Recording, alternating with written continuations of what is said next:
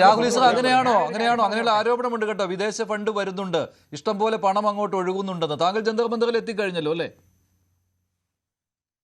ഞാൻ ജന്തർ മന്ദറിൽ പോയി അവിടെ പ്രൊട്ടസ്റ്റ് കണ്ടു. ഇവിടെ ഇലക്ട്രിഫൈങ് ആണ് യഥാർത്ഥത്തിൽ. വൈദ്യുതീകരണം എന്നൊക്കെ പറയുന്നത് ഇലക്ട്രിഫിക്കേഷൻ ആണ് ഇവിടെ നമ്മുടെ യുവാക്കൾക്കുള്ളത്.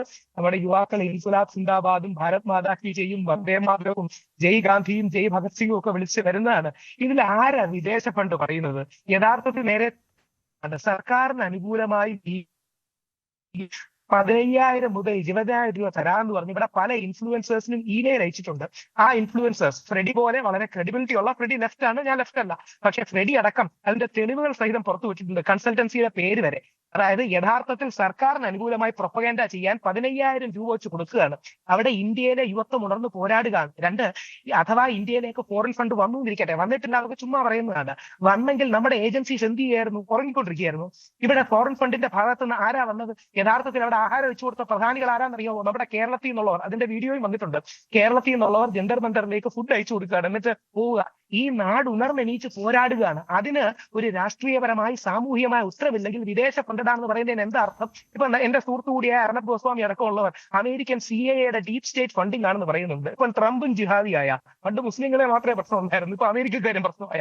അതായത് യഥാർത്ഥത്തിൽ പ്രതികരണം പറയാമെന്നറിയാതെ ഈ പിച്ചും പേയും പറയുന്നത് പോലെയാണ് ഈ ആരോപണങ്ങൾ പറയുന്നത്. എന്റെ സ്വന്തം പൈസ നിങ്ങളെ പോലെ രാമക്ഷേത്രം കൊള്ളടിച്ചതിന്റെ കാശ് എന്റെ ഇല്ല. എന്റെ സ്വന്തം കാശെടുത്തിട്ടാണ് ഞാൻ പോയത്. ഞാൻ TV ചാനലാണെന്ന് വിചാരിക്കില്ല.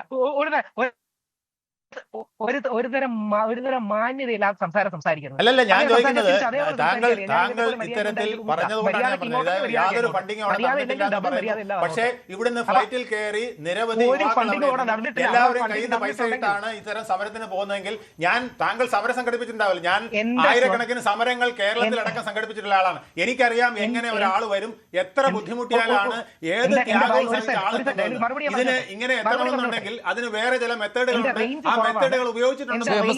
താങ്കൾ അണ്ണാ ഹസാരയുടെ സമരത്തിൽ പങ്കെടുത്തതാണല്ലോ. അവിടെയും ഇങ്ങനെ ഫണ്ടിങ് ഉണ്ടായിരുന്നു. അവിടെ ഫണ്ടിങ് ഉണ്ടായിരുന്നു, ഫണ്ടിങ് ഉണ്ടായിരുന്നു. ഒരു സെക്കൻഡ്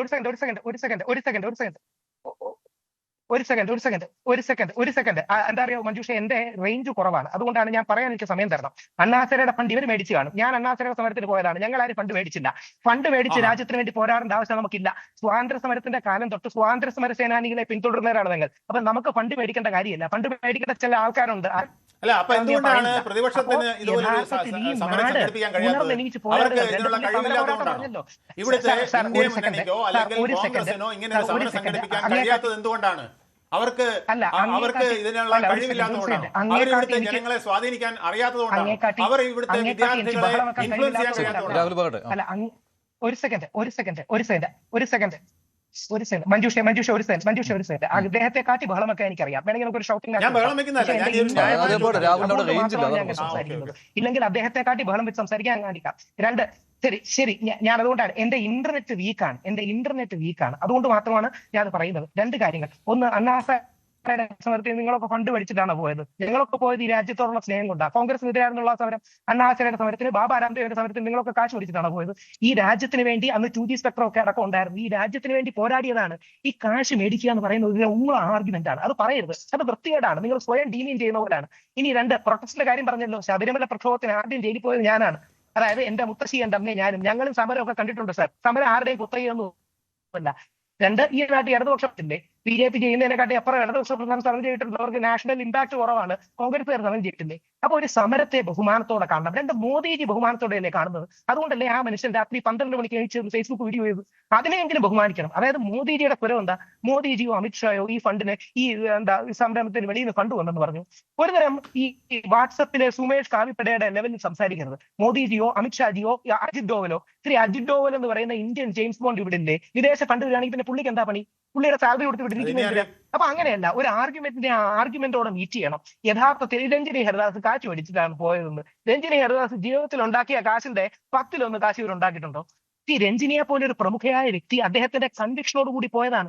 രഞ്ജിനി ആവട്ടെ, ടോവിനോ ആവട്ടെ, മമ്മൂട്ടി കാശ് മേടിച്ചിട്ടാണോ പോയത്, അല്ലെങ്കിൽ മമ്മൂട്ടി കാശ് മേടിച്ചിട്ടാണോ പോസ്റ്റ് ചെയ്തത്, ടോവിനോ കാശ് മേടിച്ചിട്ടാണോ പോസ്റ്റ് ചെയ്തത്, ആസിഫ് അലി കാശ് മേടിച്ചിട്ടാണോ പോസ്റ്റ് ചെയ്തത്, പോട്ടെ ലാലേട്ടന്റെ മകൾ വിസ്മയ കാശ് മേടിച്ചിട്ടാണോ? പക്ഷേ ഇവരൊക്കെ സെലക്റ്റീവ് ആണ് കേട്ടോ, സെലക്റ്റീവ് ആണ്. ശ്രീ രാഹുൽ സെലക്റ്റീവ് ആണ്. താങ്കൾ എല്ലാ കാര്യത്തിലും പ്രതികരിക്കും, താങ്കൾ എല്ലാ കാര്യത്തിലും പ്രതികരിക്കും, എല്ലാ സമരത്തിലും പങ്കെടുക്കും.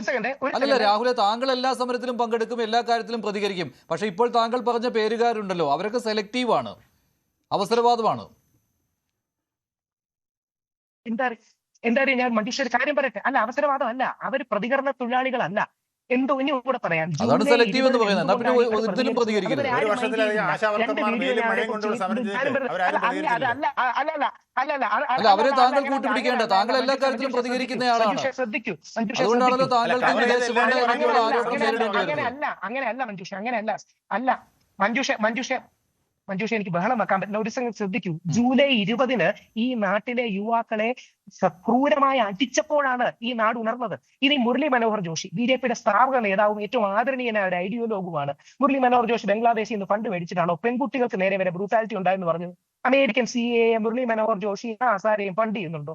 മുരളി മനോഹർ ജോഷി എത്ര മനോഹരമായിട്ട് എഴുതിയിരിക്കുന്നു, ഇതൊരു ലോ ആൻഡ് ഓർഡർ ഇഷ്യൂ അല്ല, പകരം നമ്മൾ ഇതിനെ എമ്പതിയോടെ കൈകാര്യം ചെയ്യണം. യുവാക്കൾക്ക് കൺസേൺ ഉണ്ട്.